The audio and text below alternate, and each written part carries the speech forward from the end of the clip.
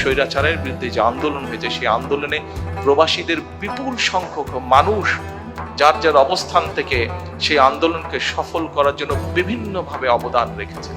দেশের রাজনৈতিক নেতাকর্মীদেরকে সহযোগিতার মাধ্যমে, সোশ্যাল মিডিয়ার মাধ্যমে, মানুষকে উদ্বুদ্ধ করার মাধ্যমে বিভিন্নভাবে প্রবাসী মানুষেরা, আমাদের দেশের বাংলাদেশি প্রবাসীরা সহযোগিতা করেছেন, সাহায্য করেছেন।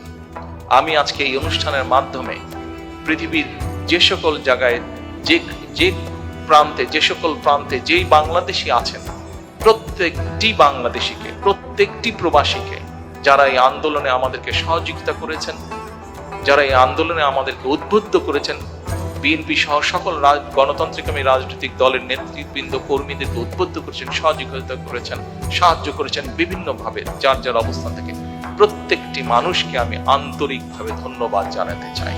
আন্তরিকভাবে প্রবাসীদেরকে আমি ধন্যবাদ জানাতে চাই দেশকে স্বৈরাচার মুক্ত করার জন্য। প্রবাসীদের কাছে আমি আহ্বান জানাবো, আপনারা যেভাবে দেশকে গড়ে তুলতে সাহায্য করেছেন অতীতে, ইনশাল্লাহ আগামী দিনে গণতান্ত্রিক যে সরকার আসবে, সেই সরকারকে আপনারা সহযোগিতা করবেন, যাতে দেশকে আমরা, যারা আসবে তারা যাতে দেশকে সামনের দিকে এগিয়ে নিয়ে যেতে পারে।